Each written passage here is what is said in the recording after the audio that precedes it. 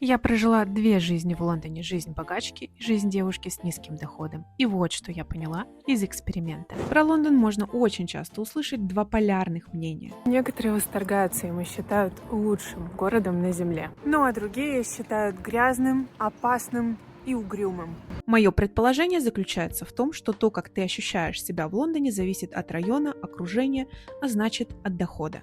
Поэтому сегодня я решила показать вам два разных Лондона для бедных и для богатых. Как выглядит обычный день человека, который зарабатывает немного? И как живут те, у кого есть деньги и выбор? Мы посмотрим, где они живут, что едят, на чем передвигаются, как проводят свободное время и какие ощущения у них от этого города. А в конце видео вы сами решите, нравится вам Лондон или нет, и для кого он вообще может быть лучшим городом на Земле. Знакомьтесь, это наша богатая героиня. Давайте назовем ее Элизабет. Ее муж – партнер в юридической фирме, зарабатывает где-то 440 тысяч фунтов в год плюс бонус. Сама она пускай senior director в какой-нибудь технологической компании. Это примерно 260 тысяч фунтов годовых и бонус. В хороший год их семья зарабатывает 700 тысяч фунтов. И да, у них еще есть ребенок. Но не обольщаемся, после налогов у них остается 420 тысяч фунтов чистыми. Или же около 35 тысяч в месяц. Элизабет не супер богачка по меркам Лондона, но может позволить себе многое. А это вторая героиня, и давайте назовем ее Лиззи. Их годовой доход с мужем составляет 47 тысяч фунтов. Представим, что Лиззи работает на ресепшн или она retail supervisor.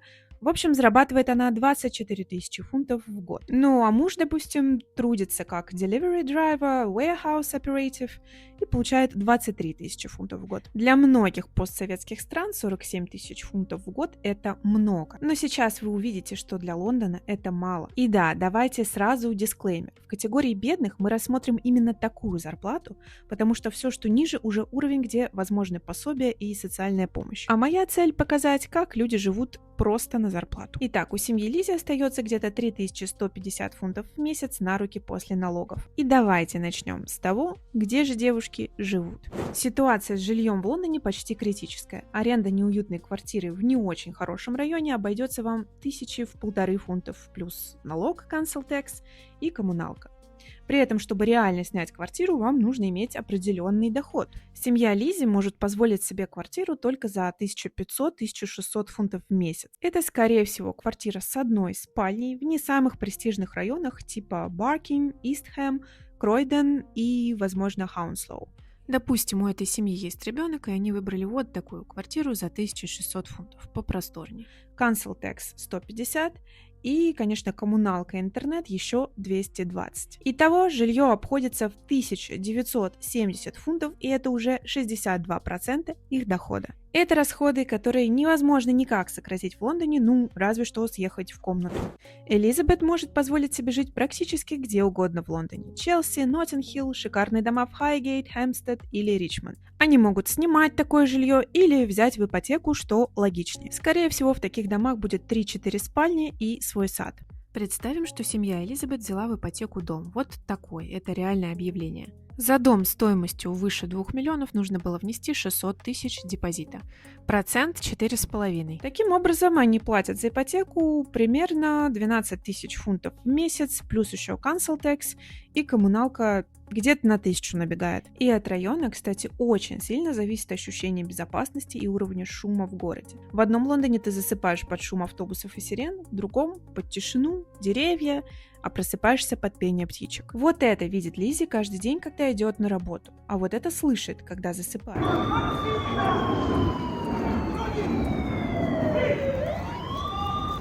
А вот это слышит и видит Элизабет. И среда влияет на тебя намного сильнее, чем кажется. Особенно на уровень твоего стресса и напряжения. Кстати, надо сказать, что статистика преступности в разных районах Лондона отличается в разы.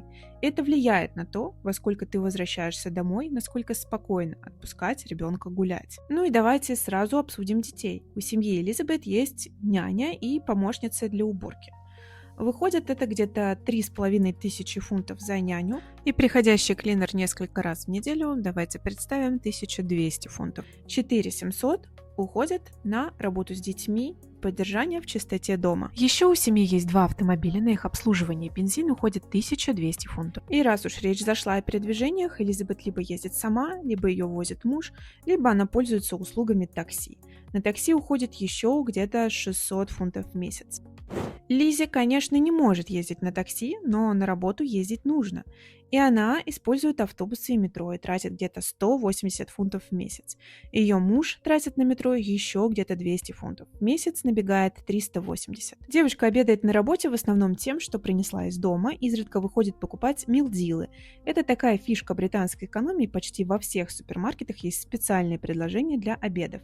Основное блюдо, снэк и напиток.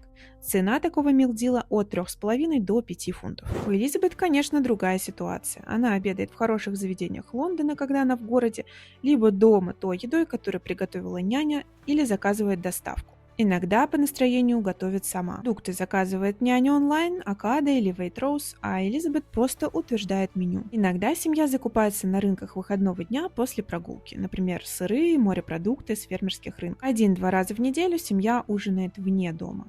Один прием пищи на семью из 3 человек где-то 200 фунтов. Итого расход. На продукты около 3000 фунтов, рестораны и обеды где-то 1500.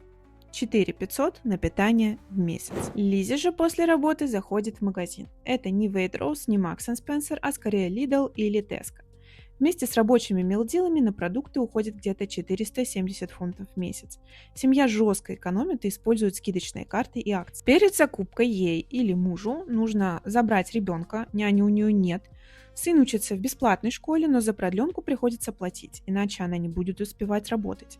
Вместе с обедами, кружком и продленкой на ребенка уходит 350 фунтов в месяц. Семья Элизабет платит за частную школу, кружки, лагерь ребенка примерно 2500 фунтов в месяц. Тут разница, конечно, очень важна, потому что есть и хорошие школы бесплатные, государственные в Лондоне с хорошим рейтингом, но чтобы в нее попасть, нужно селиться в определенном районе.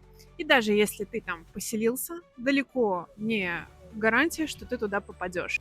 Это в какой-то степени лотерея, может не быть мест. Поэтому если есть возможность отдать ребенка в private school, в частную школу, и есть на это финансы, то это классный способ гарантировать место в школе с очень качественным образованием.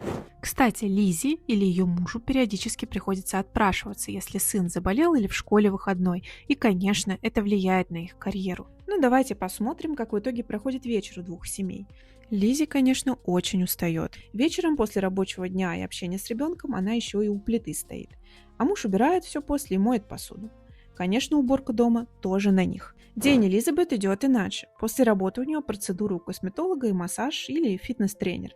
На это уходит еще 1500 фунтов в месяц. Ее сына из школы забирает няня, и она же кормит его дома и помогает с уроками. Когда Элизабет приходит домой, ужин уже готов, и они садятся есть с мужем. Примерно так проходят будни. А что насчет особенных дней, выходных или праздников? Семья Элизабет планирует все развлечения заранее. У них заранее куплены билеты на самые громкие премьеры в театрах, операх и мюзиклах. Иногда они устраивают свидания с мужем в ресторане. На развлечения уходит где-то 1500 фунтов в месяц. Лизи и ее семья, если и ходят куда-то в выходные, то, скорее всего, это бесплатные развлечения. Благо их в Лондоне очень много. Огромное количество бесплатных музеев, парков и так далее. Да и просто погулять по городу, куда многие мечтают приехать, это, конечно, удовольствие. Ну что ж, давайте посчитаем расходы, которые еще могут быть в семье у Лизи. Мобильная связь 60 фунтов, страховки, подписки где-то 80 фунтов, одежда и бытовые вещи 150. Да, они жестко экономят. Еще плюс 290. Итог жизни Лизи вы видите на экране. Их расходы превышают доходы примерно на 300 фунтов. И это и есть правда Лондона для бедных. Чтобы сводить концы с концами, им периодически приходится отказываться от кружков, экономить на еде, пользоваться кредиткой, получать child benefit, это где-то 100 фунтов, подрабатывать, ну и жить вообще без накоплений и отпуска. Причем заметьте, что оба родителя не сидят на пособиях. Лизи работает, ее муж работает, но при доходе около 47 тысяч фунтов в год Лондон не дает им пространства для ошибки. Любой неожиданный счет превращается в проблему. В экстренных случаях они пользуются кредитной картой и очень сильно экономят на всем. Раз в год им выплачивают небольшие бонусы на работе, которыми как раз можно и закрыть кредитки. Ну и давайте посчитаем финальные расходы и доходы богатой семьи. Предположим, что мобильная связь 60 фунтов, страховки подписки 100 фунтов, одежды и бытовые вещи 1500 фунтов. Итого, итог вы видите на экране. При доходе в 35 тысяч фунтов остается не так уж и много. Но давайте не забывать про бонусы, которые в таких компаниях могут быть очень жирными. 80-100 тысяч в год. На них можно путешествовать и инвестировать. И вот тут важная правда. При доходе 700 тысяч фунтов в год большая часть уходит на поддержание уровня жизни. Чтобы иметь свободу, нужны бонусы и накопления. Что можно сказать про уровень стресса в жизни этих женщин? Когда 60% дохода уходит на жилье, а остальное на обязательные счета, ты живешь не в режиме развития, ты живешь в режиме удержания и выживания. У Элизабет же нет ощущения, что она балансирует над пропастью. Ее жизнь построена так, что ошибки допустимы. И вот здесь становится понятно, почему одни называют Лондон лучшим городом на Земле, а другие – тяжелым, изматывающим, высасывающим энергию. Это не два разных Лондона. Это два разных уровня жизни. Многие остаются здесь и терпят неудобства ради карьерных возможностей, которые открывает этот город. Вот примерно так и поступила семья Лиззи. Такую планку и гонку, конечно, выдерживают немногие. Поэтому, когда вы в следующий раз услышите о том, что Лондон ужасно небезопасный, грязный и неприятный город, подумайте о том, из какой жизненной ситуации вам об этом говорит человек. Если вам понравилось видео, не забудьте поставить лайк и подписаться. До новых видео. Пока.